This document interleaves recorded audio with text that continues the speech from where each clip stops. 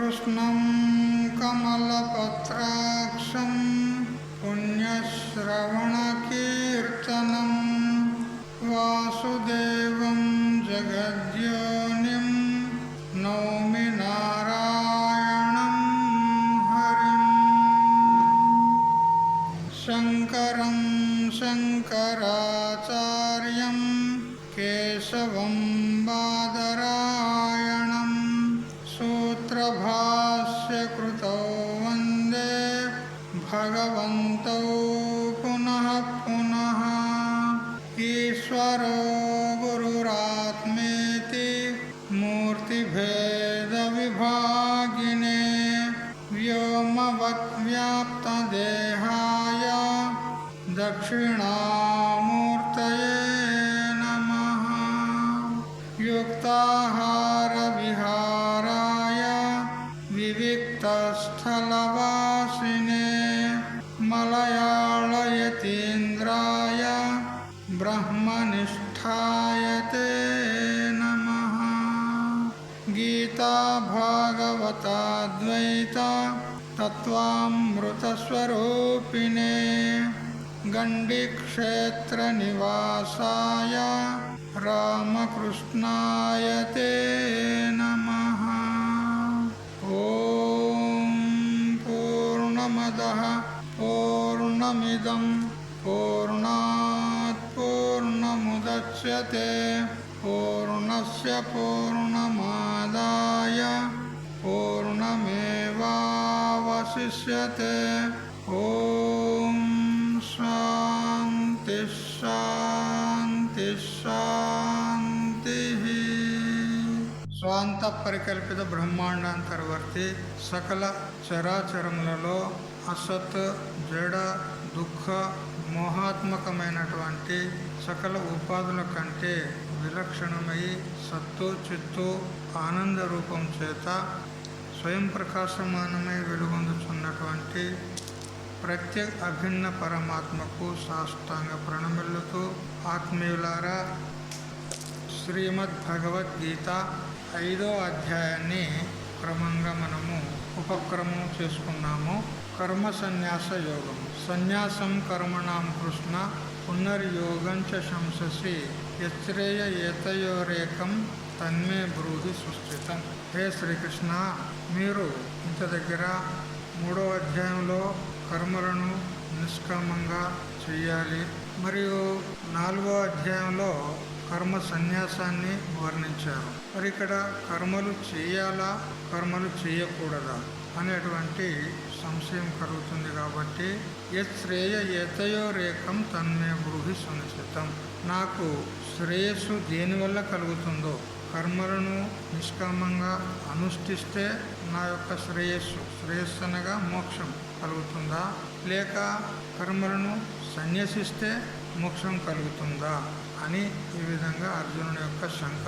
4వ అధ్యాయంలో కర్మణ్య కర్మయ పశ్చేత్ జ్ఞానాగ్నిదగ్ధ కర్మాణం శారీరం కేవలం కర్మ సర్వం కర్మాఖిలం పార్థ జ్ఞానాగ్ని సర్వకర్మాణి యోగ సన్యస్త కర్మాణం అని కర్మ సన్యాసాన్ని గురించి పునః మీరు చెప్తూ వచ్చారు. కర్మ సన్యాసాన్నే బాగుగా ప్రశంసించారు. కురు కర్మైవ తస్మాత్తం అని, మరి యోగ మాతిష్ట ఉత్తిష్ట భారత అని మళ్ళీ కంఠాన్ని మార్చి కర్మయోగాన్ని బోధించారు. మరి నేను ఏ దారిలో పోవాలి? కర్మ సన్యాస మార్గాన్ని అవలంబించాలా, లేదా నిష్కామ కర్మ యోగా మార్గాన్ని అవలంబించాలా? నాకు ఏది శ్రేయస్సు కలిగిస్తుంది, ఏది మోక్షాన్ని ప్రసాదిస్తుంది, దాన్ని నాకు తేల్చి చెప్పండి. నాకు కావలసింది శ్రేయస్సే కానీ ప్రేయస్సు కాదు. ప్రేయస్సు అంటే వైషయిక సుఖాలు, విషయ సుఖాలు, ఇహలోక సంబంధమైన కానీ పరలోక సంబంధమైనటువంటి కానీ భోగాలతో ప్రాప్తమయ్యేటువంటి సుఖాలు ఏవైతే ఉన్నాయో అవి ప్రేయస్సు అనబడతాయి. నిర్విషయకమైనటువంటి నిరావృతమైనటువంటి నిరవధికమైనటువంటి ఏ సుఖం ఉన్నదో నిత్య సుఖము మోక్షము దానికి ప్రేయస్సు అంటారు. అందుకని హే కృష్ణ, శ్రేయస్యాన్ నిశ్చితం బ్రూహితన్, ఏది నాకు శ్రేయస్సో, ఏది నాకు మోక్షానికి కారణమో అదే నాకు చెప్పండి అని అర్జునుడు పదే పదే శ్రేయస్సుని గురించే అడుగుతున్నాడు, మోక్షాన్ని గురించే అడుగుతున్నాడు. అయితే ఇంకా ఏమంటాడంటే కర్మ సన్యాసము, కర్మ యోగము ఈ రెంటిని ఒక్కడే ఆచరించేందుకు వీల్లేదు. ఎవరైతే కర్మ సన్యాసం చేస్తారో అతడు కర్మయోగం అనుష్ఠించేటువంటి వీల్లేదు. ఎవరు కర్మయోగాన్ని అనుష్ఠిస్తారో అతడు కర్మ సన్యాసం చేసేది వీల్లేదు. ఒక్కనిలో మాత్రమైతే ఇవి పొసగవు. ఇక ఏ ఒక్కటైనా సరే నువ్వు ఆచరించు అని అంటావా? మరి కర్మల గొడవ ఎందుకు? కర్మలను వదిలేస్తేనే బాగుంటుంది కదా. అందుకని కర్మ సన్యాసమే నాకు చాలా బాగా అనిపిస్తుంది. మరి మీకు ఏది మంచిగా అనిపిస్తుందో, మీకు ఏది శ్రేష్టం అనిపిస్తుందో అది మీరు చెప్పండి అంటే భగవంతుడు చెప్పినాడు. అయ్యా, కర్మ సన్యాసము అనేది ఏదైతే ఉందో సన్యాసం రెండు ప్రకారాలుగా ఉంటుంది.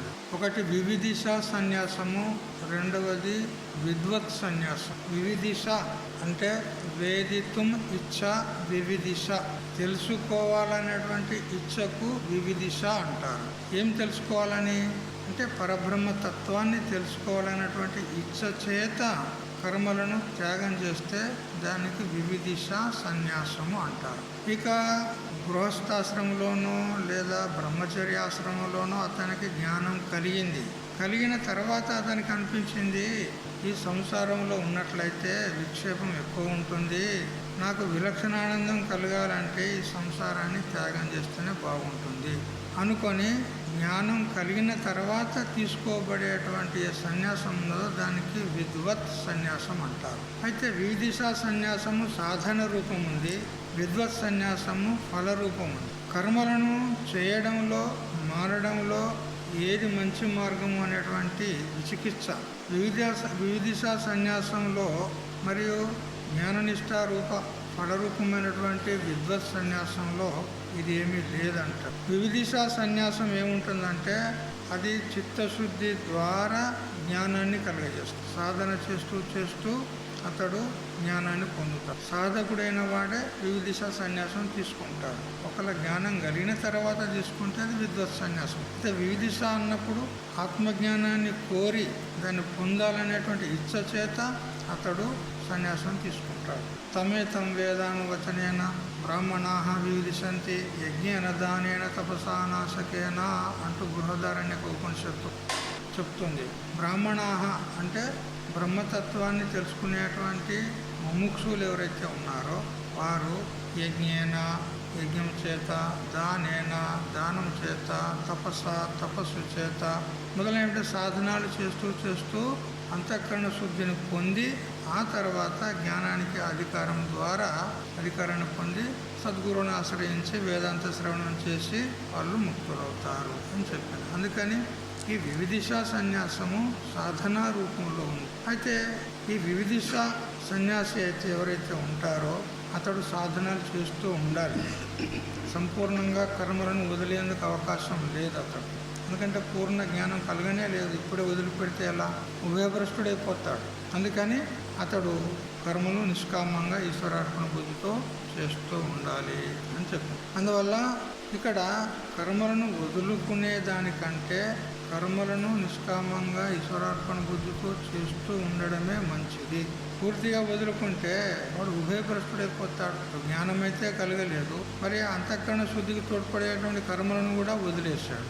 ఇక అతనికి అంతఃకరణ శుద్ధి కలగడానికి అవకాశం లేదు, మరి జ్ఞానం కలిగే అవకాశం. అందువల్ల పూర్తిగా వదలడం కంటే చేస్తూ ఉండడమే మంచిది. జ్ఞానం కలిగిన తర్వాత కూడా మహాత్ములకు విధానం చేసింది ఉన్నది. లోక సంగ్రహార్థం ఎందుకు కాదు కర్మలు వదలరాదు అని చెప్పింది ఉన్నది. మరి నీకైతే ఇంకా జ్ఞానం కలగలేదు, నువ్వైతే సాధనావస్థలో ఉన్నావు. అందువల్ల నువ్వు ఇప్పుడు కర్మలు వదలడానికి వీల్లేదు. నిష్కామంగా కర్మ చేయి. సన్యాస కర్మయోగశ్చ నిశ్రేయసకరావు ఉభౌ అంటే రెండు, నిష్కామ కర్మయోగము మరియు సన్యాసము రెండు కూడా నిశ్రేయసమునకు అంటే మోక్షమునకు సాధనాలు ఉన్నాయి. తయోహో ఆ రెండిట్లో తు అంటే ఆ రెండిట్లోనైతే కర్మ సన్యాసాత్ కర్మలను పూర్తిగా సన్యసించుట కంటే కర్మయోగో విశిష్యతే కర్మయోగమే చాలా శ్రేష్టము అని భగవంతుడు చెప్పినాడు. ఎందుకంటే భగవంతుడు దయాళువు కాబట్టి, దయార్థ హృదయుడు కాబట్టి ఎటువంటి వారిని కూడా వారి వారి మార్గం నుండి వైదొలగకుండా వాళ్ళను చక్కగా పదిలంగా ముందుకు తీసుకెళ్తాడు. కొందరు చెప్తారు, ఏం జపం చేస్తావులే, ఏం తపం చేస్తావులే, నహి నహి రక్షిత దుఃఖం కరణే, ఇప్పుడేం చేస్తావు, వేదాంతం అభ్యాసం చేయి అని కర్మ నుంచి భ్రష్టులను చేస్తారు. కానీ అట్లా చేయకూడదు. ఎందుకంటే వానికి ఒకవేళ వేదాంతాన్ని శ్రవణం చేసేటువంటి యోగ్యత కలిగి వేదాంతాన్ని శ్రవణం చేయాలనేటువంటి జిజ్ఞాస కనుక ఉత్పన్నమైతే సహజంగా కర్మలు వదిలిపోతాయి. వాడు వదిలిపెట్టేదేమి. ఏదో ఎక్కడైనా పుండు అయిందనుకో చేతికి కదా, దానికి మనం మలం పెడుతూ ఉంటాం, ఏదో ఒకటి లేపనం పెడుతూ ఉండగా క్రమేణా అది మానుతూ వస్తూ ఉంటుంది. అయితే మీద అది గట్టిగా పప్పు కడుతుంది మీద కదా, ఆ పుండు మీద గట్టిగా చర్మం మీద అవుతుంది, కింద నుంచి మానుకుంటూ వస్తుంది, మీద గట్టిగా ఒకటి ఉంటుంది, ఏమంటారు దానికి, పప్పు అంటారు.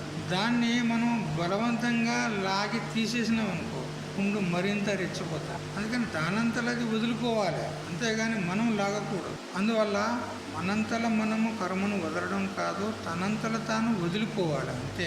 అది ఎప్పుడు వదిలిపోతుంది అని అంటే వేదాంత తత్వాన్ని తెలుసుకోవాలి, పరబ్రహ్మ తత్వాన్ని తెలుసుకోవాలి, నేనెవరు, ప్రపంచం అంటే ఏమిటి అని ఎప్పుడైతే అతనికి జిజ్ఞాస శుభేచ్ఛ కలుగుతుందో అప్పుడు సహజంగా కర్మలు వదిలిపోతాయి. మనం వదలాల్సిన అవసరం లేదు. చెట్టు మీద మామిడి పండు అది పక్వం అయిన తర్వాత దానికి తెంపనక్కర్లే, అదే రాలి కింద పడిపోతుంది. పక్వం అయితే దానంతలదే రాలిపోతుంది. అదేవిధంగా కర్మలు వదిలేది లేదు అంటాడు. అయితే ఎవడైతే అసలు కర్మలే చేయలేదో వాడు వదిలేది ఏముంటుంది? ఇప్పుడు ఒకనికి భార్య లేదు, పిల్లలు లేరు, బాయి బంధు బలగం ఎవరూ లేడు. వాడు మహాత్ముల దగ్గరకు వచ్చి నేను సన్యాసం తీసుకుంటా అన్నాడు కదా. సన్యాసం అంటే ఏంది? త్యాగం, అంతే కదా. మరి వాడు త్యాగం చేసేది ఏమున్నదని వాడు త్యాగం చేసేది ఏమున్నది? మనకి ఏమున్నదని త్యాగం చేస్తాడు వాడు. ఓ ఇల్లు లేదు, ఆస్తి లేదు, పాస్తి లేదు, భార్య లేదు, పిల్లలు లేరు, ఎవడు వెనక ముందు ఎవడు లేడు, వాడికి ఏమి లేదు. త్యాగం చేసేందుకు ఏమి లేనే లేదు. వాడు ఎట్లా త్యాగం చేసినట్టు? ఏదైనా వానిదంటూ ఉంటే దాన్ని త్యాగం చేస్తే అది త్యాగం అంటారు. ఏమీ లేదు, వాడేట త్యాగి. అట్లా అసలు కర్మలే చేయలేదనుకో, ఎవడు సోమరిపోతాయి, కర్మలే చేయలేదు, వాడు నేను త్యాగం చేస్తా అంటే కుదరదు. కర్మలు ఎవడైతే చేస్తూ ఉన్నాడో వాడు త్యాగం చేస్తే దాన్ని త్యాగం అంటారు. అందుకే కదా సన్యాసం తీసుకునేటప్పుడు విరజా హోమం చేయిస్తారు. విరజా హోమం చేయించి అందులో అన్నిటినీ త్యాగం చేపిస్తారు. తన మనసులో ఉన్నటువంటి కామనలు, వాసనల సహితంగా త్యాగం చేసి అందులో హవనం చేయిస్తారు. తన బంధువులు ఎంతమంది ఉన్నారో అంతమంది పేరు తీసుకొని ఒక్కొక్కరి పేరుతోని పిండాకుడు పెట్టిపిస్తారు. చచ్చిన తర్వాత పెడతారు కదా పిండాకుడు. ఇప్పుడే ప్రాణం ఉండగానే అందరికీ పెట్టిస్తాడు. కొడుకులకు, బిడ్డలకు, మనవలకు, మనవరాళ్లకు, భార్యకు, తల్లికి, తండ్రికి, అందరికీ పిండాలు పెట్టిస్తాడు. అన్నీ పెట్టి అంటే ఎవరితోనే నాకు సంబంధం లేదు కదా. పిండం పెట్టినాక ఇంకేం సంబంధం ఉంటుంది కదా. ఎవరితోనే నాకు సంబంధం లేదు అని పిండాలు పెట్టిస్తారు. అదే సన్యాసం అంటారు. ఆడ సన్యాసం తీసుకుంటాడు, మళ్ళీ ఇంట్లోకి వచ్చి కూకుంటాడు. వాడేం సన్యాసి? అంతే లేదు. కానీ సన్యాసి అంటే అందరికీ స్వస్తి. కోయి భీ మేరా నహీ high, sub Mera he high లేకిన్ కోయి భీ నహీ హై. ఎందుకంటే అతడు చిన్న కుటుంబాన్ని వదిలిపెట్టి పెద్ద కుటుంబంలో పడ్డాడు. మొత్తం విశ్వచి మాజీ ఘర్, సంపూర్ణ విశ్వమే నా ఇల్లు అన్నాడు జ్ఞానేశ్వర మహారాజ్. సంపూర్ణ విశ్వం కేవలం మన భారతదేశం కాదు, మొత్తం మన భూమండలం కాదు, మొత్తం గ్రహ నక్షత్రాల్లో ఉన్నటువంటి ప్రాణికోట్లందరూ నా కుటుంబమే అంటారు. ఎందుకంటే అతడు వ్యాపకమైనటువంటి స్వరూపాన్ని చేరుకున్నాడు. అందుకని తన వాళ్ళంటూ ఎవరు లేరు. అహమేకో నమే కశ్చిత్, నేను ఒకడనే ఉన్నాను, నావాడు అంటే ఎవడు లేనే లేడు. నాహం అన్యస్య కశ్చిత్, నేను ఎవని వాడను కాదు, మరి నావాడు ఎవడు లేడు. ఈ భావన పెట్టుకోవాలి సన్యాసి ఎప్పుడు కూడా. ఇంకా ఎవరి ఏందైనా మోహము, ప్రేమ, ఆసక్తి ఉంది అంటే ఇంకా అతడు సన్యాసి కాలేదు. అంటే అందరిని వదిలేసేయాలి. అయినా ఎవడు ఎవనికని ఎవడు ఎవనికి అవుతాడు? పోనేవాడు నీకు అవుతాడని అనుకుంటే మాత్రం వాడు ఏం చేస్తాడు? నీకు మోక్షానికి ఏదో అవుతాడా? నువ్వు చచ్చేటప్పుడు నీ ఎంబడి వస్తాడా వాడు? ఎవరికి ఎవడున్నాడు చెప్పు. అందువల్ల ఎవరి అందు కూడా మోహం పెట్టుకునేది లేదు. అందరిని విడిచిపెట్టిన తర్వాత భక్తుల మీద మోహం పెట్టుకుంటారు కొంతమంది మహాత్ములు. భక్తుల మీద, శిష్యుల మీద, మా శిష్యుడు మంచోడప్ప, మనకి భుజం మీద చెయ్యేసి మంచోడప్ప, ఇది కూడా మోహమే, అది కూడా వదిలిపెట్టాలి. ఓనీ దరిద్రుడు ఎక్కడ పోతే మనకేంది, వాడు మనల్ని పట్టుకుంటే వాని కళ్యాణం అవుతుంది. కానీ మనం వాడిని పట్టుకునేది ఏంది? వాడు మనల్ని పట్టుకున్నాడు అనుకో, వాని కళ్యాణం అవుతుంది. మనం వాళ్ళని పట్టుకునేది మనకేం అవసరం అని పట్టుకుంటాం. మనం అని పట్టుకునేది లేదు, వదిలిపెట్టి. ఎవరి మీద కూడా మోహం పెట్టుకోవద్దు. మోహం పెట్టుకున్నాడంటే మళ్ళీ బంధంలో పడ్డట్టేనా, అంతే కదా. అందుకని శిష్యుల మీద, భక్తుల మీద, కొందరు ధనవంతులను ప్రేమిస్తారు సన్యాసులు. ఎందుకంటే రొక్క దొరుకుతుంది కదా, రొక్క అంటే ఎరికేనా, తెలియలేదా? తెలిసిందా? డబ్బు దొరుకుతుంది కదా ధనవంతుల దగ్గర. ఈ దరిద్రునికి డబ్బు కావాలంట. వీడు సన్యాసం తీసుకున్నాడు, మరి డబ్బు పోగు చేసేటోడు సన్యాసి ఎట్లయితాడు? శంకరాచార్యులకు ఇట్లే చేసిండా, మలయాళ స్వామి ఇట్లే చేసిండా, రమణ మహర్షికి ఇట్లే చేసిండా? మరి వారి మార్గంలో ఉండి మనం సన్యాస దీక్ష తీసుకొని మనం విపరీత మార్గంలో పోతే వాళ్ళ పేరు మనం నిలబెట్టినట్ట, ఏం చేసినట్టు కదా. వాళ్ళ పేరును మనం పెట్టుకొని సన్యాసం తీసుకుంటున్నామంటే వారు ఎట్లా ఆచరించారో మనం కూడా అట్లే ఆచరించాలి. ఇవన్నీ తెలియవు. ఇప్పుడు సన్యాసం తీసుకునే వారికి కూడా సన్యాస లక్షణాలు అంటే ఎట్లా ఉండాలో తెలియదు, ఎవరికి తెలియదు. ఈ వర్తమానంలో సన్యాసి అనేవాడు ఎట్లా ఉండాలి? పూర్వకాలంలో మొట్టమొదటి సన్యాసం తీసుకున్నటకు పూర్వమే అతనికి నారద పరివ్రాజకోపనిషత్తు వినిపించేది. సన్యాసి అంటే ఇట్లా ఉంటాడు, మరి ఈ లెక్కలో నువ్వు ఉండగలుగుతావా? ముందు విచారం చేసుకో, ఆ తర్వాత సన్యాసం మాట.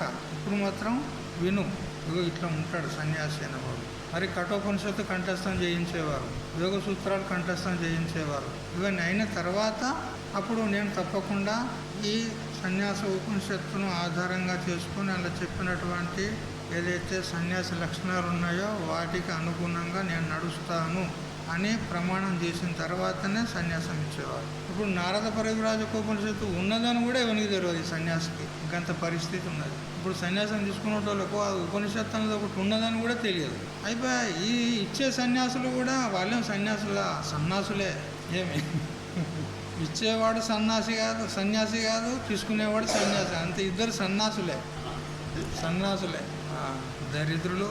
ఈ మన వైదిక సంప్రదాయాన్ని, ఆర్ష సంప్రదాయాన్ని భ్రష్టం చేసేటువంటి వాళ్ళు ఎవరో కాదు, మనల్ని మనమే చేసుకుంటాం. కాబట్టి నారద పరివ్రాజకోపనిషత్తు చదివిన తర్వాత అందులో ఉన్నటువంటి నియమాలను నేను పాటిస్తాను అని పక్కా నిశ్చయం చేసుకున్న తర్వాతనే సన్యాసం తీసుకోవాలి, లేకపోతే తీసుకోవద్దు. లేకపోతే భ్రష్టుడైపోతాడు కదా, మళ్ళీ ఏం లాభం? అంత భ్రష్టులై తిరుగుతున్నారు. కాబట్టి కర్మలను వదిలిపెట్టి ఉండడం కంటే, సన్యాసం తీసుకోవడం కంటే కర్మలను ఆచరించడమే చాలా ఉత్తమం. సన్యాసం తీసుకొని భ్రష్టుడయ్యేదానికంటే మరి సన్యాసం తీసుకోకుండా కర్మలు చెయ్యి. మరి సన్యాసంలో తీసుకుంటేనే జ్ఞానం కలుగుతుందని ఏమైనా నియమం ఉందా? అట్లా కూడా ఏం నియమం లేదు. సన్యాసులకే జ్ఞానం కలుగుతుంది, ఇతరులకు కలగదు అని ఏమైనా నియమం ఉందా? లేదు. ఎవరైనా జ్ఞానాన్ని పొందొచ్చు. కానీ ఒకటి ఏమిటనంటే వివేకాది సాధనాలు తనకి తప్పకుండా ఉండాలి. వివేకము, వైరాగ్యము, షట్ సంపత్తి, ముముక్షు. అతడు ఏ ఆశ్రమంలోనైనా ఉండని, ఏ వర్ణంలోనైనా ఉండని, ఏ జాతి వాడైనా ఉండని, స్త్రీలు, పురుషులు, వృద్ధులు, పిల్లలు ఎవరైనా ఉండుగాక, ఈ లక్షణాలు ఉంటే అతడు అధికారి, అంతే. కాబట్టి కర్మలను చేస్తూ కర్మలలో ఫలాలను త్యాగం చేయుట గొప్ప. అందుకని కర్మలను వదులుట కాదు అంటాడు. కర్మలు చేస్తూ ఉండు, కానీ కర్మలలో ఏ ఫలం ఉన్నదో అది వదిలిపెట్టు. కాబట్టి కాయిక, వాచిక, నిత్య, నైమిత్తికాది కర్మలన్నింటినీ త్యజించి ఏకాంతంలో తపోయోగ ధ్యానాదులను అభ్యసిస్తూ తత్వచింతనంలో కాలం గడుపుతూ ఉండేవారు వారు సాంఖ్యులను పడతారు. అయితే అది చాలా కఠినమైనటువంటి పని. అన్నిటినీ వదులుకోవడము, అన్నిటి యందు ఆసక్తిని తొలగించుకోవడము, ఇది చాలా కఠినమైన పని. ఎందుకనంటే అంతఃకరణంలో జన్మజన్మల సంస్కారాలు ఉంటాయి. ఏ సంస్కారము ఎప్పుడు ఉద్భూతమవుతుందో చెప్పడానికి రాదు. మనం అనిపిస్తుంది మనకు నా అంతఃకరణంలో ఏ విధమైన కోరికలు లేవు, ఏ విధమైన వాసనలు లేవు, నేను మంచిగా ఉన్నా అనిపిస్తుంది. కానీ ఒక్కోసారి మన ప్రారంధానుసారంగానో సాదృశ్య, సంబంధ, చింతన అనే నిమిత్తాల చేత కొన్ని సంస్కారాలు అకస్మాత్తుగా ఉద్భూతవుతాయి. ఎప్పుడు మనల్ని లేపుకెళ్ళి విషయాల్లో పడదోసి మనల్ని పతనం చేస్తుందో మనకు తెలియదు. అందుకని సాంఖ్యయోగం అనేది, జ్ఞాన మార్గం అనేది కించిత్ కష్టం ఉంటుంది. నిష్కామ భావంతో ఈశ్వరాత్మ బుద్ధితో మోక్షాపేక్షులయ్యి కర్మలను ఆచరించినట్లయితే అది సులభం ఉన్నది, చేసిందే మంచిది కర్మలను. పూర్తిగా కర్మలు సన్యసించిండు అని అంటే మరి అతడు శ్రవణాదులు చెయ్యాలి. సన్యస్య శ్రవణం కుర్యాత్ అని చెప్పింది. సన్యాసం తీసుకున్నాడు అని అంటే ఇంకా అతడు ఏం చేసేది లేదు, ప్రపంచంలో పోయేది లేదు, యజ్ఞయాగాది కర్మలు చేసేది లేదు, ప్రజల్లో పోయేది లేదు. అది ఏకాంతంగా ఉండేది. గురుముఖ ద్వారా తత్వమస్యాది మహావాక్యాలు వేదాంత వాక్యాలను వినాలి, అంతే. శ్రవణం చెయ్యాలి. శ్రవణం చేసిన దాన్ని మననము నిధిధ్యాసనం చేయాలి, అంతే పని, మరొక పని లేదు. శ్రవణం చేయనైనా చెయ్యాలి. తాను తెలిసినటువంటి జ్ఞాని కనుక ఉన్నట్లయితే ఇతరులకు బోధించాలి, ఇంతే పని తప్ప ఇంకో పని లేదు. మరి సన్యాసం తీసుకొని మళ్ళా అన్ని కార్యాలు చేతపట్టుకొని అది చేద్దాం, ఇది చేద్దాం, గుడి కడదాం, ఆశ్రమం కడదాం, ఇది చేద్దాం, అది చేద్దాం అంటే దరిద్రం పని. వాడు భ్రష్టుడైపోయాడని తెలుసుకోవాలి, కర్మ భ్రష్టుడైపోయాడు. అట్లా కాదు. అయితే మరి అన్ని కర్మలను వదిలిపెట్టి శ్రవణం చేసేటువంటి యోగ్యత ఉంటే సన్యాసం తీసుకో, కానీ అది లేనప్పుడు సన్యాసం తీసుకునే అవసరము లేదు అంటాడు. అందుకే అంటాడు, శ్రవణ మననాదులు చేసుకునే శక్తి అందరికీ ఉండదు. ఆ శక్తి లేని వారు కర్మలను సన్యసిస్తే ఉట్టికి స్వర్గానికి కాక ఉభయభ్రష్టులైపోతారు. శ్రవణం చేసే సామర్థ్యం ఉంటే సన్యాసం తీసుకో. రోజు పొద్దున గీతా భాష్యం నడుస్తుంది, శ్రవణం చెయ్యి, వేదాంత శ్రవణం. అది చెయ్యే చేత కాకపోతే సన్యాసం తీసుకుని కర్మలు చేసుకుంటూ ఉండు, నిష్కామంగా చేస్తుంటే చేయంగా అంతఃకరణ శుద్ధి ద్వారా ఎప్పుడో ఒకసారి నీకు ఆ యోగ్యత వస్తుంది, అప్పుడు తీసుకుందు. కానీ ఇప్పుడు తీసుకోకు, సన్యాసం తీసుకో. కర్మం యోగ మార్గము నిరపాయమైంది. ఈ కర్మయోగం ఏదైతే ఉందో నిష్కామంగా కర్మ చేసేది, ఇది ఏం అపాయం లేదు. ఒకరు కింద పడ్డా కానీ మళ్ళీ లేవనికి అవకాశం ఉంటుంది కదా. చేయగా ఒకరు కింద పడిపోయింది అనుకో, మళ్ళీ లేచేందుకు అవకాశం ఉంటుంది. కానీ సన్యాసి అయిన తర్వాత పడిపోయింది అనుకో, మళ్ళీ లేచేందుకు అవకాశం లేదు. వాడు ఎందుకు పనికిరాడు, భ్రష్టుడైపోతాడు. చూసారా? ఎందుకంటే సన్యాసం తీసుకున్న తర్వాత వాడు కొత్త భ్రష్టుడు అయింది అనుకో, మళ్ళీ గృహస్థాశ్రమానికి రానికి రాదు, వెనక్కి తిరిగి రానికి రాదు, ముంగడికి పోలేడు. వాడు ఇప్పుడు ఏమైపోతాడు, భ్రష్టుడైపోతాడు. అందుకని తొందరపాటుతోనే సన్యాసం తీసుకో, బాగా విచారించి తీసుకోవాలి. తీసుకునేదానికంటే కర్మ చేసుకుంటూ ఉండు, అది ఆలోచనప్పుడు ఎప్పుడన్నా అవుతుంది. అందుకని సన్యాసం మాట తీసుకో అని చెప్తూ ఉన్నాడు. కాబట్టి ఏ కొంచెం చేసినా కానీ మహాభయం నుండి అది రక్షిస్తుంది. కర్మయోగంలో మనకు ఒక ఏమంటారు దానికి, ఫాయిదా అంటారు. ఫాయిదా అంటే లాభం ఉంది. కర్మయోగంలో లాభం ఉంది. స్వల్పమప్యస్య ధర్మస్య త్రాయతే మహతో భయా అని చెప్తున్నాను. ఏ కొంచెం పుణ్యం చేసుకున్నా, కర్మ చేసుకున్నా కానీ మహత్తరమైనటువంటి భయం అంటే సంసారం అనేటువంటి భయం నుంచి రక్షిస్తుంది. ఇది లాభం ఉంది. కర్మయోగి ఇంద్రియాలతో కర్మలను ఆచరిస్తూ క్రమ పరిపాకంలో చిత్తశుద్ధిని పొంది ఆత్మనిష్టను సంపాదించి కృతకృత్యుడు అవడానికి అవకాశం ఉంది. కర్మయోగాన్ని ఆచరించేటువంటి వాడు చేయగా క్రమంగా కర్మ పరిపక్వమైనప్పుడు అంతఃకరణ శుద్ధి కలిగి వివేకాది సాధనలు పట్టుబడి ఆ తర్వాత శ్రవణాదుల్లో ప్రవృత్తుడై జ్ఞానాన్ని పొందేందుకు అవకాశం ఉంది. అందుకని కర్మలను పూర్తిగా వదలడం కంటే చేయడమే చాలా శ్రేష్టతరము అని చెప్పినాడు. కృతకృత్యుడైనటువంటి ఆత్మజ్ఞానికి కర్మ సన్యాసంతో కానీ కర్మయోగంతో కానీ ఒరిగేది తరిగేది ఏమీ లేదంటాడు. ఎవరైతే కృతకృత్యుడైపోయినాడు, జ్ఞానం పొందినాడు, అటువంటి వారికి కర్మలతో ఏమీ అతనికి ఒరిగేది లేదు, తరిగేది లేదు. ముక్తుడైపోయిన తర్వాత ఆయనకు ఏం కర్తవ్యమే లేదు. జ్ఞానామృతేన తృప్తస్య కృతకృత్యస్య యోగినః నైవాస్తి కించిత్ కర్తవ్యం అస్తి చేత న సతత్వవిత్. జ్ఞానం అనేటువంటి అమృతం చేత పరితృప్తుడైనటువంటి వానికి యత్కించేది కూడా కర్తవ్యము లేదు. ఒకవేళ నాకు కర్తవ్యం ఉంది అని అనుకుంటే వాడు జ్ఞాని కాదు. భగవంతుడు కూడా 3వ అధ్యాయంలో చెప్పిండు కదా, నానవాప్తం అవాప్తవ్యం వర్తయేవచ కర్మని అన్నాడు. నాకు పొందదగింది లేదు, నేను పొందనిది కూడా ఏమీ లేదు, కాబట్టి నాకు ఏమీ కర్తవ్యం లేదన్నాడు. అయినా కూడా లోక కళ్యాణం కోసం నేను వర్తిస్తున్నాను. తన కోసం అయితే ఏమీ లేదు. అందుకని యస్త్వాత్మరతిరేవ స్యాద్ ఆత్మతృప్తచ్చ మానవ ఆత్మన్యేవ చ సంతుష్టః తస్య కార్యం న విద్యతే. ఎవరైతే ఆత్మయందే రమిస్తూ ఉంటాడో, ఆత్మయందే పరితృప్తుడై ఉంటాడో అటువంటి వానికి కర్తవ్య కర్మ అంటూ ఏమీ లేదు. మరి అటువంటి స్థితి నీకు కలిగితే ఇక కర్మలతో పని లేదు నీకు. కానీ ఆ స్థితి కలగందే కర్మను వదిలితే మాత్రం భ్రష్టుడైపోతాడు. ఆత్మజ్ఞానాన్ని పొందక దానిని పొందగోరే జిజ్ఞాసునకు కర్మ సన్యాసం కంటే కర్మయోగం శ్రేయోదాయకము. ఆత్మజ్ఞానాన్ని పొందలేదనుకో అతడు మాత్రము కర్మ సన్యాసం చేయకుండా కర్మలలోనే ఉంటూ ఈశ్వరార్పణ బుద్ధితో చేస్తున్నట్లయితే అతనికి శ్రేయోదాయకం ఉంటుంది. అందుకని హే అర్జున, సన్యాసాత్ కర్మయోగచ్చ నిశ్రేయసకరాబుభౌ. సన్యాస యోగము మరి కర్మయోగం రెండు కూడా శ్రేయస్సుకు సాధనాలే. కానీ కర్మ సన్యాసం కంటే కర్మయోగో విశిష్యతే, కర్మయోగం చాలా శ్రేష్టము అని చెప్తూ వచ్చారు. తర్వాత 3వ శ్లోకం చదువుదాము. చదవండి. జ్ఞేయ సనిత్య సన్యాసి యో నద్వేష్టి న కాంక్షతి నిర్ద్వంద్వో హి మహాబాహో సుఖం బంధాత్ ప్రముచ్యతే.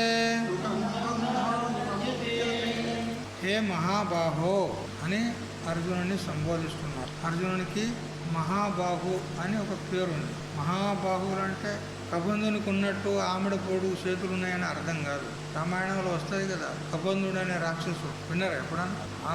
వానికి ఈ చెయ్యి ఆమెడ పొడుగు ఉంటుందంట, ఈ చెయ్యి ఆమెడ పొడుగు ఉంటుందంట కదా.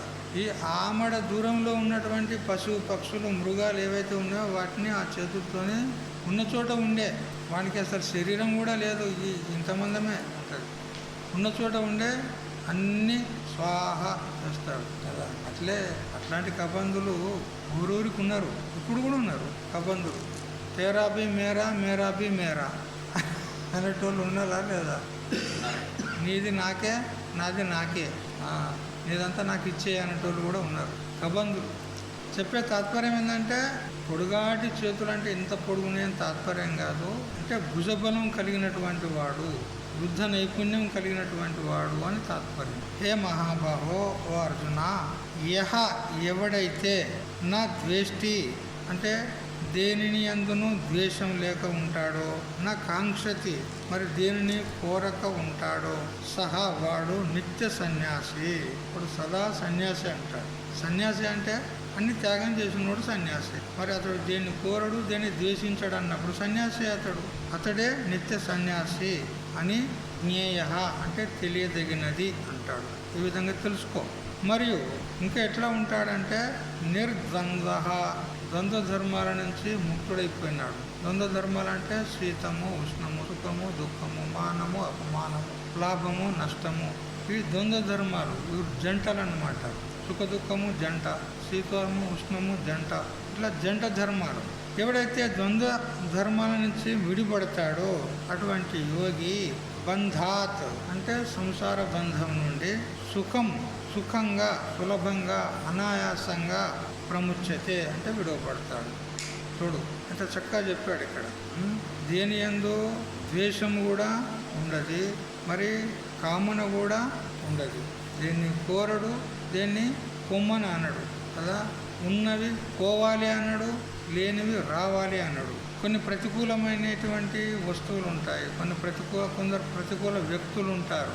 అవి పోతే బాగుండి అనిపిస్తుంది, మనకు అనిపిస్తా లేదా? మీ ఇంట్లోనే ఎవడు ఉన్నాడు అనుకో, కొడుకో మనమడో ఎవడో ఉన్నాడు అనుకో, వాడు అన్నీ కొంచెం చేష్టలు చేస్తాడు, పాపకార్యాలు చేస్తాడు, బయట అన్ని జగడాలు ఆడతాడు, మందితోని జగడాలు చేస్తాడు, మన పేరు బదనం చేస్తున్నాడు. అప్పుడు ఏమంటాడు ఆ ఇంటి యజమాని, ఏమంటాడు? వీడు పోయినా బాగుండు అనిపిస్తుంది అంటారా లేదా? మా కులానికి అపకీర్తి చేస్తుండు, మాకు అపకీర్తి చేస్తున్నాడు, వీడు పుట్టకుంటే కూడా బాగుండు కదా అని అంటాడు. పుట్టకుంటే బాగుండంటే మరి పుట్టిను నీ కర్మ కొద్దీ, నీ పాపమే వాడి రూపంలో వచ్చింది, నీ పాపమే అది, నీ పాపమే వాడి రూపంలో వచ్చింది, నిన్ను పీడిస్తుంది. ఇప్పుడు అది వాడు కాదు నిన్ను పీడించేది, నీ పాపమే నిన్ను పీడిస్తుంది వాడి రూపంలో. అటువంటి వాడు ఉంటే వీడు పోతే బాగుండు అనిపిస్తుంది, దానికి వాడి పట్ల ద్వేషం ఏర్పడుతుంది. మనకు ప్రియమైనటువంటి వస్తువు ఏదైనా కావాలనుకున్నాం, మన దగ్గర లేదనుకో, అది నాకు వస్తే బాగుండు అనిపిస్తుంది. కానీ జ్ఞాని అయినటువంటి వాడు అట్లా చెయ్యడు. వాడు మంచివాడు ఉండని, చెడ్డవాడు ఉండని, ఎవడన్నా ఉండని, మన కర్మనో వాని కర్మనో ఏదో కర్మ కొద్దీ వచ్చినాం. ఏదో సంబంధం అయింది, కర్మ సంబంధం అయింది. ఇక అది ఎంతవరకు పీడించాలో అంతవరకు పీడిస్తుంది. ప్రారంభ కర్మ ఉన్నది, అది తప్పది. అందుకని కొన్ని రోజులు ఆ విధంగా కలిసిపోయేది ఉంది, ఆ దుఃఖాన్ని అనుభవించేది ఉంది అని గుణగోవిందంతో ఉంటాడు జ్ఞాని పురుషుడు. ఇదం కాష్టం నద్యం వహతి సంగత సంయోగాశ్చ వియోగాశ్చ కాతత్ర పరిదేవన. బాగా వర్షం పడ్డప్పుడు ఆ కొండ దగ్గర నుంచి ఒక జల ప్రవాహం వచ్చి, ఇక్కడి కొండ దగ్గర నుంచి ఒక జల ప్రవాహం వచ్చి, ఆ ప్రవాహం ఈ ప్రవాహం రెండు ఒక దగ్గర కలుసుకొని నదిలో కలిసి అవి పోతాయి నీళ్లు. అయితే అక్కడి నుంచి ఒక కట్టె ఒకటి ఆ జల ప్రవాహంలో కొట్టుకొచ్చింది, ఇక్కడి నుంచి ఒక కట్టె ఆ రెండు ఎక్కడైతే ఆ రెండు ప్రవాహాలు కలిసినాయో ఆ కట్టెలు కూడా అక్కడ కలిసినాయి. కట్టెలు కూడా కలిసి రెండు కలిసి ప్రయాణం చేసినాయి. కొంత దూరం పోయిన ఈ ప్రవాహం లోపల రెండు కలిసి కొంత దూరం పోయిన తర్వాత ఒక సుడిగుండం లాగా వచ్చింది. అక్కడ ఒక కట్టె అట్లా ఆ సుడిగుండంలో దూసుకుపోయింది, ఒక కట్టె సీదా వెళ్ళిపోయింది. ఏంది కట్టెల కథ కదా? ఈ కట్టెల కథ ఎందుకు వచ్చింది మనకు? చెట్టు మీద ఉన్నది మామిడికాయ, సముద్రం నుంచి ఉప్పు వచ్చింది, ఆ రెండు కుండలు కలుస్తాయి. మీరు పచ్చడి చేస్తారా లేదా? పచ్చడి చేసినప్పుడు ఆ చెట్టు మీద కాయ, సముద్రంలో ఉప్పు రెండు ఒక దగ్గర కలిసినాయా లేదా? అట్లా నువ్వు ఎవరినో పుట్టినావు, ఆయన ఎవరినో పుట్టిండు కదా, అయిపోయి కలిసిర్రు, ఆ కుండలు ఒక దగ్గర వచ్చినారు. కొన్ని రోజులు గడుస్తుంది. ఆ తర్వాత ఇప్పుడు చెప్పిన కదా కట్టెల సంగతి, సుడిగుండం వస్తుంది, అది అందులో పోతుంది, ఒకటి వెళ్ళిపోతుంది, అంతే కదా. ఇదన్నమాట. ఒకే వృక్షం మీద అనేక పక్షులు వచ్చి చేరుతాయి రాత్రిపూట. సాయంకాలం కాగానే ఒక వృక్షం మీద రకరకాల పక్షులు వస్తాయి. కాకులు, కొంగలు, పిచ్చుకలు, ఇంకా వేరే అనేక పక్షులు వస్తాయి. వేకువ అవుతూ ఉంటేనే, బ్రహ్మముహూర్తం అవుతూ ఉంటేనే ఒక్కొక్కటి లేచిపోతూ ఉంటాయి. ఆ రాత్రంతా అన్నీ కలిసి ఉన్నాయి ఒక దగ్గర. ఏకవృక్ష సమారూఢాహ నానాజాతి విహంగమాహ. ఒకే వృక్షమునందు అన్ని రాత్రిపూట అనేక జాతి పక్షులు అందులో ఒక దగ్గర కలిసి ఉన్నాయి. ప్రభాతే విదుషో యాంతి కాతత్ర పరిదేవన. ఉదయం అయిందంటే దేని పాటికి అదే వెళ్ళిపోతుంది, ఆహారం కోసం వెళ్ళిపోతాయి. అవి ఎక్కడెక్కడో పోతాయో ఏమో. ఇక అంతే మన గతి, మన పరిస్థితి అంతే. కొడుకులు, బిడ్డలు, మనవలు, మనవరాళ్ళు అందరూ కలిసి ఉంటారు. సమయం వచ్చినప్పుడు ఇప్పుడు అర్థమైంది నీకు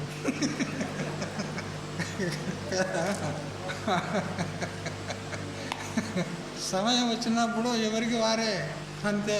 అట్లా ఇక ఇది ఈ ప్రపంచంలో ఉన్నటువంటి నియతి. ఇది అబాధితము, ఎవరికి తప్పేది కాదు. ఎవరికైనా తప్పుతుందా? ఎవరికి తప్పేది కాదు. మరి ఎప్పుడైతే ఇది అనివార్యం ఉందో, అనివార్యమైనటువంటి విషయానికి పండితులు దుఃఖించరు. పండితులైనటువంటి వాళ్ళు దుఃఖించరు. పండితులు అంటే జ్ఞానులు. అనివార్యమైన విషయం ఉన్నది, దీనికి ఎంత దుఃఖించేది? మన ఇంట్లో మంచోడు ఉంటాడు, చెడ్డోడు ఉంటాడు, అందరూ ఉంటారు. అందరు కలిసి ఉండేది కాసేపు, ప్రారంభం ఉన్నంతసేపు. ఆ సమయం వచ్చినప్పుడు ఆ ఈశ్వరుడే యోజన చేస్తాడు. ఎవరిని వెళ్ళగొట్టేది ఉంటుందో వాడిని నిలగొడతాడు, ఎవరిని ఉంచేది ఉంటుందో వాడిని ఉంచుతాడు. ఈశ్వరుడు చేస్తాడు ఆ పని. మనం ఈశ్వరుని ప్రార్థన చేస్తూ ఉండాలి. ఏ పరమేశ్వర, ఈ దుఃఖం నుంచి నన్ను గట్టెక్కించు అని పరమేశ్వరుని ప్రార్థన చేస్తూ ఉండాలి. వాడు వింటాడు. ఆ సమయం చూసి ఎక్కడోని అక్కడ పంపిస్తాడు. మనల్ని ఇటు పంపిస్తాడు, వాడిని అటు పంపిస్తాడు కదా. ఇప్పుడు వచ్చినామా లేదా మనం? 4 నెలలు కదా, 4 నెలల కోసం వచ్చినాం మనం. ఇట్లా వస్తూ పోతూ ఉండాలి. అప్పుడప్పుడు వస్తూ పోతూ ఉంటే ఇంట్లో వారికి మన మీద ఉన్నటువంటి మక్కువ అది మెల్లగా తగ్గుతూ ఉంటుంది. ఇక మనం దూరం అయినా కానీ ఇక వాళ్ళకి దుఃఖం కలిగేది, మనకు కూడా దుఃఖం కలిగేది, మనకు కూడా అలవాటు అవుతుంది. మెల్లమెల్లగా సన్యాసం తీసుకునేందుకు ఇది దారి అన్నమాట కదా. కాబట్టి ఎవరి యందు కూడా ద్వేషము కానీ మరియు కాంక్ష అంటే కోరిక లేదా ఆసక్తి కానీ ఎవరైతే పెట్టుకోరో, మరి ద్వంద్వ ధర్మాల యందు సహిస్తూ ఎవరైతే ఉంటారో వారు బంధం నుంచి ముక్తులవుతారు, సంసార బంధం నుంచి ముక్తులవుతారు. బంధు ధర్మాలను సహించుట అని అంటే నిండు చలికాలంలో నాకు ఓపిక ఉందా లేదా, తితిక్ష ఉందా లేదా, నేను పరీక్షించుకుంటా అనే బట్టలు విడిచేసి ఆరు బయట పండుకోవద్దు. చలికి నేను ఓర్చుకుంటానా లేదా, నేను పరీక్షించుకుంటా అని అటువంటి మూర్ఖం పని చేయకూడదు. మనకు వసతులు ఉన్నప్పుడు ఆ వసతులను ఉపయోగం చేసుకోగా కూడా ఒకవేళ వాటి చేత కూడా అది మనకు సాధ్యం కాకపోతే అప్పుడు మనము సహించుకోవాలి. అంతేగాని నాకు చలిని సహించే ఓపిక ఉందా, అటువంటి శక్తి ఉందా అని పరీక్షించుకుంటా అని మాత్రం చెయ్యవు కదా. హిమాలయాల్లో చలికాలంలో పడుకోగలుగుతావా? కొందరు ఉంటారు, వస్త్రాలు కూడా ఉండవు, లంగోటే ఉంటుంది, హిమాలయాల్లో ఉంటారు. వాళ్ళు ఏ సాధనలు అవలంబించారో వాళ్ళు కొన్ని ఔషధాలు మూలికలు ఉంటాయి. మరి వాళ్ళు ఎప్పుడూ బూడిది ధరిస్తారు. బూడిది కట్టెలు ఎప్పుడు మండుతూ ఉంటాయి, ఆ బూడిది ఉంటుంది, ఆ బూడిదని పూసుకుంటారు శరీరం అంతా. బూడిద పూసుకున్న తర్వాత చలి పెట్టదు. కొన్ని ఔషధాలు ఉంటాయి, మూలికలు ఉంటాయి, అవి వాళ్ళు తింటారు. ఆ విధంగా వాళ్ళు ఆ చలిని నిరోధించగలుగుతున్నారు. మరి మనకు ఆ మూలికలు తెలివయి, ఆ ఔషధాలు తెలివయి, మనం ఆ బూడిద పూసుకున్నాం అనుకో కదా, మనకు సిగ్గు అనిపిస్తుంది. చూసే వాళ్ళ కూడా ఏం రాయి వేసం వేసేయండి ఇప్పుడే అని అనుకుంటారు కదా. అందుకని అది అట్లాంటి పనులు మనం చేసేటివి కాదు. యోగ్యులు ఉంటారు, సమర్థులు ఉంటారు, అధికారులు ఉంటారు, వాళ్ళు చేయొచ్చు, వాళ్ళు సహించుకుంటారు. కానీ మనం ఎట్లుండాలంటే మనకు ఉన్నటువంటి వసతులు ఏవైతే ఉన్నాయో వాటిని ఉపయోగం చేసుకోగా కూడా ఒకవేళ ఇంకా మనం తట్టుకుంటలేమనంటే అప్పుడు ఓర్చుకోవాలి, అంతే ఇక. ఇదన్నమాట. అటువంటి వాడే నిత్య సన్యాసి అని చెప్పినాడు.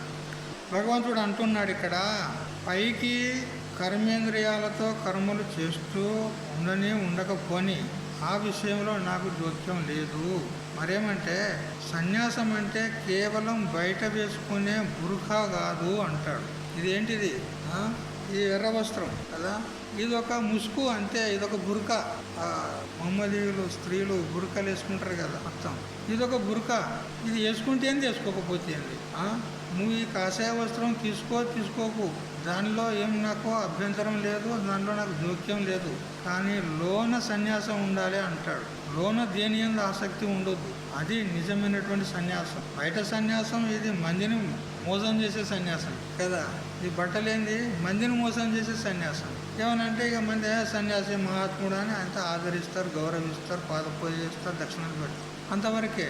దీంతో నీకేం ఉపయోగం లేదు, వాళ్ళకేం ఉపయోగం లేదు. కానీ ఆంతర్యంలో సన్యాసం ఉండాలి, లోన మనసు ద్వారా సన్యాసం ఉండాలి. బయటికి సన్యాసం వేసుకుంటే ఏం లాభం? జటిలో ముండి లుంచిత కేశ కాషాయాంబర బహుకృత వేష పశ్యన్నపిచన పశ్యతి మూడో ఉదర నిమిత్తం బహుకృత వేష. ఇట్లా శంకరాచార్యులు చెప్పాడు కదా. గోడి తలగొట్టుకుంటాడు, లేదా ఒకడు జట పెంచుకుంటాడు, ఏవేవో వేషాలు వేస్తారు, కాషాయ వస్త్రాలు ధరిస్తారు. ఇవన్నీ బాహ్య వేషాలు, అవన్నీ ఉదర నిమిత్తం బహుకృత వేష, పొట్ట కోసం ఇవన్నీ వేషాలు. కానీ వాడు బ్రహ్మమును మాత్రం ఎరగలేడు. వాడు లోన నుంచి సన్యాసం తీసుకోవాలి, మనసా సన్యాసం ఉండాలి. బయట సన్యాసం ఉంటేనే లేదు, అది ముఖ్యం కాదా.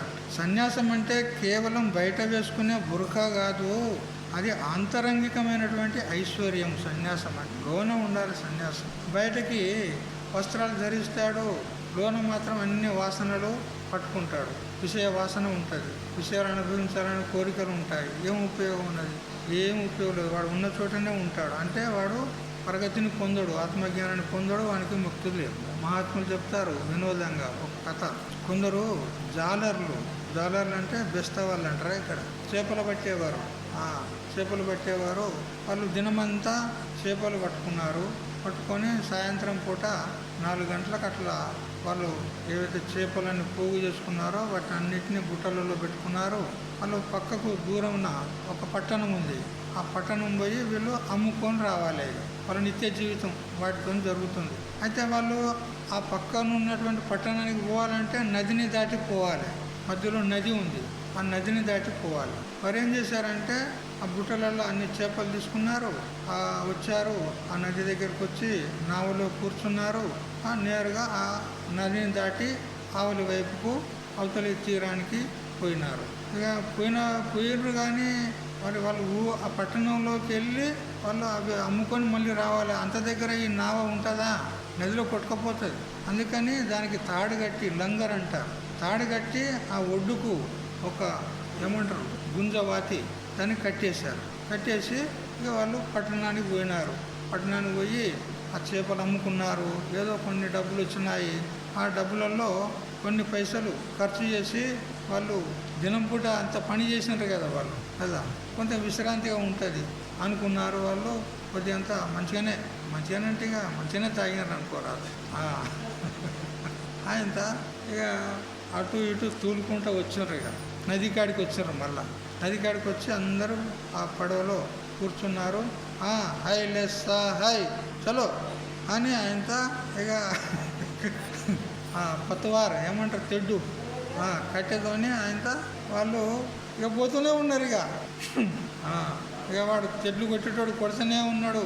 ఇక వాళ్ళు పాటలు వాడుతూనే ఉన్నారు. ఇక పోతూనే ఉన్నారు. నది ఎంత దూరం ఉంటుంది? అంత దూరం ఉంటుంది అంతే కదా. వీళ్ళకు తెల్లారేదానికి దగ్గరకు వస్తుంది. మెల్లమెల్లగా బ్రహ్మముహూర్తం దగ్గరకు వచ్చింది. ఇంకా తెడ్లు కొడుతూనే ఉన్నారు. ఇంకా ఆ పాటి వాళ్ళకు నిశ దిగిపోయింది మొత్తం. రాత్రి నిశ దిగి అప్పుడు ఆలోచించుకున్నారు, ఎవరా మనం రాత్రి ఊకున్నాం ఇక్కడ, తెల్లారేదానికి వస్తుంది, ఇంకా మన ఊరు వస్తలేదేమరా అనుకున్నారు. అనుకుంటే ఏమున్నది, వాళ్ళు ఆడ కట్టిన తాడు ఇడవలే, కొట్టేదో కొట్టుతారు కదా. పోతారా?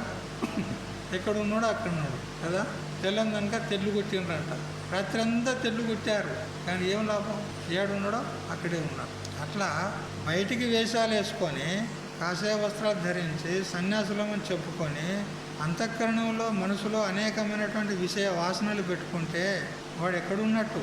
వాడు ఎక్కడున్నాడో అక్కడే ఉంటాడు. వాడు అభివృద్ధిని పొందలేడు, ప్రగతిని చెందలేడు, మోక్షాన్ని పొందలేడు. అందుకని ఇవన్నీ బాహ్య వేషాలు. ఇవన్నీ ఈ వేషాలు వేసుకోకపో, దీంతోనే సంబంధం లేదంటాడు.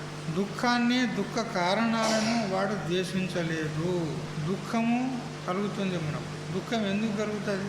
మనకు దుఃఖాలు వస్తాయి, దుఃఖం కలుగుతుంది. ఎందుకు కలుగుతుంది దుఃఖం అంటే, మనము ఏదైతే అపేక్షించినామో అది పొందలేకపోతే దుఃఖం కలుగుతుంది. మనము ఎవరినైతే ప్రేమిస్తామో వాడు ప్రతికూలమైతే దుఃఖం కలుగుతుంది. మనం కావాలనుకున్నది దూరం అవుతుంటే దుఃఖం కలుగుతుంది, అంతేనా లేదా?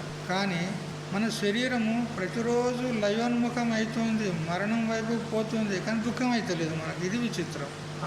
ప్రతిరోజు పోతుందా లేదా? చాలా వేగంతో పోతుంది, కానీ దుఃఖం కలుగుతలేదు. అయ్యో, మరి నేను మృత్యువు దగ్గరికి పోతున్నాను కదా, మరి నేను జీవితంలో ఏం చేశాను, మరి ఏం చెయ్యాలి అని వివేకం ఉదయిస్తలేదు. ఇది చిత్రం అంట. అందుకని దుఃఖం ఎప్పుడు కలుగుతుంది అని అంటే, మనకు కావలసింది దూరమైనప్పుడు, లేదా మన అనుకూలమైనటువంటి వాళ్ళు ప్రతికూలమైతేనో దుఃఖం కలుగుతూ ఉంటుంది. అయితే ఈ దుఃఖానికి కారణం ఏంటంటే, వాస్తవంగా ముఖ్యంగా అజ్ఞానం.